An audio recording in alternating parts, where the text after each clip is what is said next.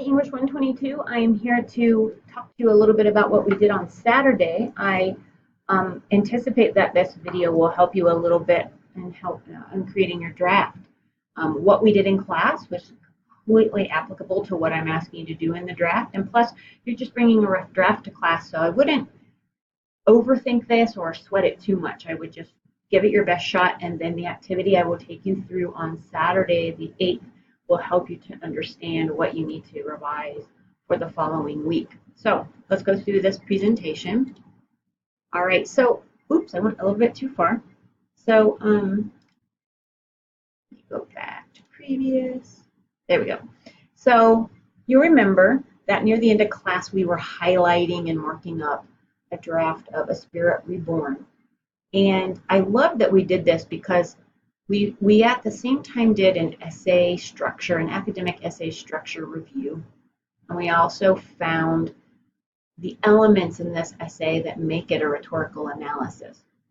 So you have this, and now you have this in this presentation, and I've also put it in D2L, and I gave you a link to it in the homework. It's not really required to look over this images of the essay we highlighted in class, and this is the one I had up at the front of the room.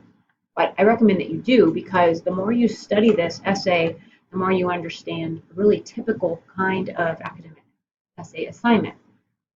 You remember we talked about this at the intro, and the thesis, and these were all body paragraphs here, and this was the conclusion. What I want to remind you about, what makes this particular essay a rhetorical analysis, are a couple of things. And I asked you to highlight these things in the second color.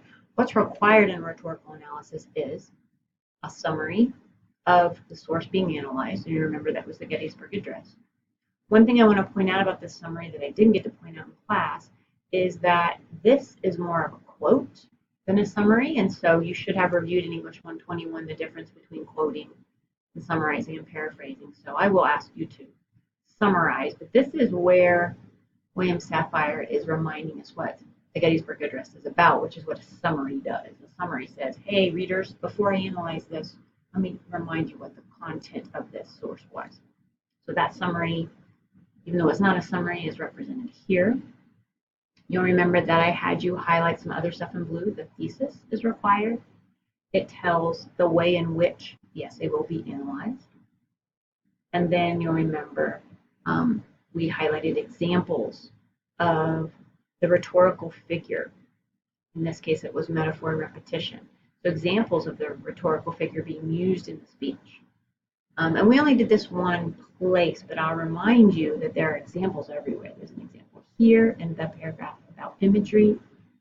Every time you see a quotation around words, that's an example from the speech. And then in the next paragraph where I have my cursor now, more examples of where dedication is being used. So again, more quotes that we could have highlighted in blue, but we didn't. We just highlighted in this one spot. But look at all these examples. All these quoted passages from the speech here, here, and there's another one up here. Okay, so examples. And then we had already highlighted in pink the topic sentences. Remember, we went through and did all the topic sentences. So every topic sentence in my handout in pink, your handout might have it in a different color. But every topic sentence tells which rhetorical figure is being analyzed in the paragraph. So this was more with imagery. This was all imagery here. The imagery related to the use of dedication. This was the metaphor of birth and death, and the repetition of that in these two paragraphs, and the repetition of dedicate. So that was, the dedication was tied in with the birth and the death imagery, right? But these are the repetition of the dedicate, and this is the birth and death imagery. Sorry, I think I said that in the wrong order. So why did we do this in class? Because I want you to look at this example and model your rhetorical analysis the same way. So your essay will be set up the same way. For Saturday's draft, you have a choice about, I said this in class at the end, do you want to start at the beginning with the summary? Do you want to just jump to the body paragraphs? And if I were you, that's what I would do. I would start with the body paragraphs, because the body paragraphs are the most structured of the whole essay. topic sentence that names the figure you want to analyze in the speech that you have to use, and examples. And then we can work on the other stuff in class, the introduction, the summary. How do we get information about the source that you can include to show that you researched it to find out more about the speech. Remember, we're writing about speeches, not the Gettysburg Address. And then also the conclusion. So I recommend for your draft to come with 2 to 3 body paragraphs so you have something to work with in class. Now you might be wondering, what are you talking about body paragraphs? So remember in the previous images we were looking at the body paragraphs about the repetition of dedication, the metaphor of dedication, the imagery of birth and death. So what you need to figure out, you need to pick a speech. I'll remind you where those are in a few minutes. And you're going to figure out which figures or which rhetorical strategies or which rhetorical devices the speech is using. You just need to identify some.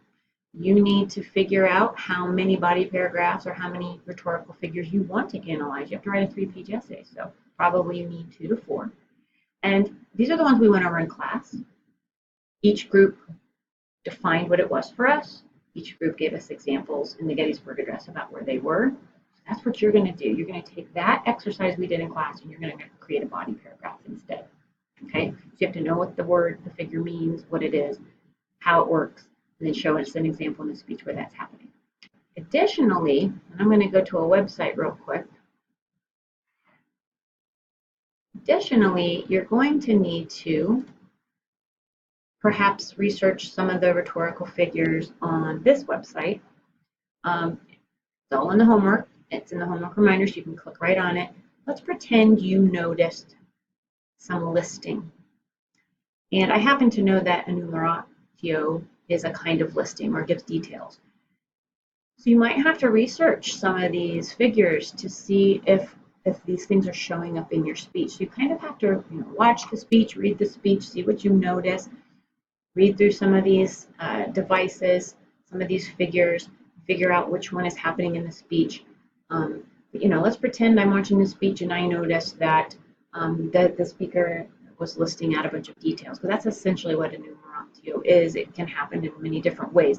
Look at all the examples where this has been used by other speakers or other writers. There's even an example of a sitcom here. So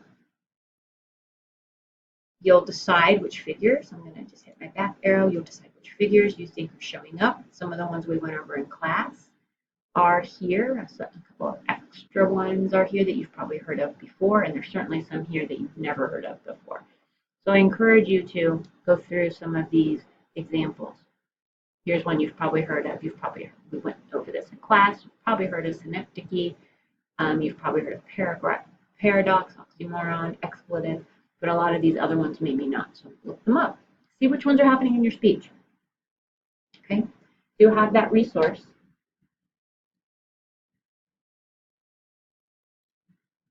Let me get back through my presentation here. We're almost done. I'm almost done talking to you. So the speeches are at the same website.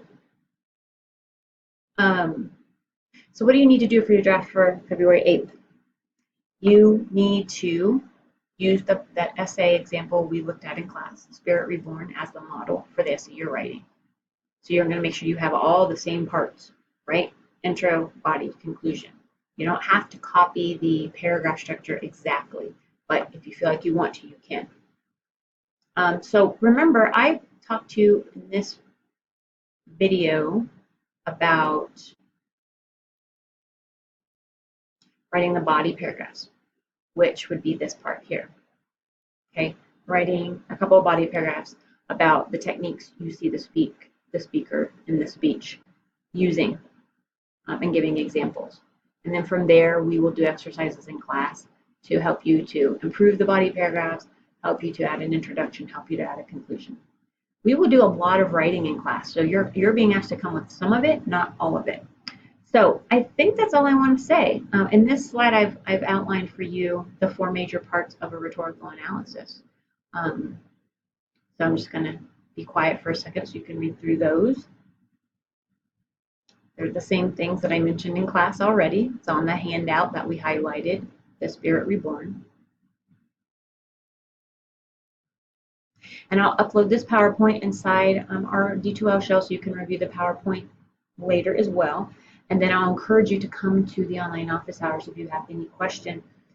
If you're unsure about how to get started with any parts of the rhetorical analysis rough draft that you have to have for Saturday. I'm happy to help you with your introduction if that's where you need to start. But sometimes doing that is hard because it requires sort of coming up with a thesis. So maybe working on the body paragraphs makes more sense that you can then go back and add the thesis later. If you need help with the body paragraphs and identifying what figures are being used, we can work through that together. So I'll be online from 8:30 to 9. The link to the WebEx online office hour room is already in the homework reminder inside D2L. And let me just remind you about that real quick. And log into D2L really fast just to show you where everything is in case you haven't had a chance to look. And I need to stop talking because I can't log in and talk at the same time. I always mess up my password.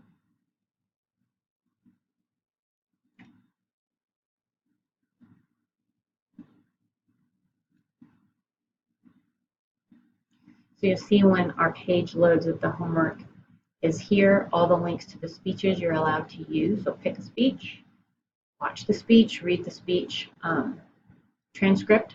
So when you pick, so I think I'm gonna pick one, and so let's just say that I choose the Malcolm X one. So when I click on the link, it's gonna take me directly there. Then I'm gonna have to click here to open it in a new window. And then this one, I don't think has a video, but it does have the audio, so I can listen to it, and then I can read it as well, the whole speech. So this page has a lengthy introduction about what was happening, okay, and then the speech is here. I can listen to it, I can read it. So then I can start to notice, maybe I'm going to jot down in my journal, I'm going to notice what I see this speechwriter, Malcolm X, and the speaker doing in the speech, which rhetorical figures were used. Maybe some of the same ones from Gettysburg Address, right? Maybe metaphor, maybe. So I'm going to look for some of those things and see what I can identify. And then, you know, I'm going to go back to that website that shows the figures so I can kind of research some of those figures and see what else might be happening in my speech. So here are all the links to that American Rhetoric website. There's the handout, the rhetorical situation handout I mentioned in class. So this is where you can research the rhetorical figures, and you can also use some of the rhetorical situation concepts or figures named in that handout as well. Okay, and then here's the link to the highlighted essay from in class, so you can look at that again. And this is the video. Okay, so I think I've got it all, and I hope I get to talk to some of you this evening to help you with your speech, to help you analyze it, to help you figure out what you want to say in your rhetorical analysis. And I'm going to say this one more time. Don't overthink this rough draft. Just go for it and let your understanding of what we're doing right now come with you to class on Saturday. And I promise you, when you leave Saturday, you're going to know a lot more about what you need to do to make your essay the best that it can be. Okay? All right. I will talk to you all later. Take care.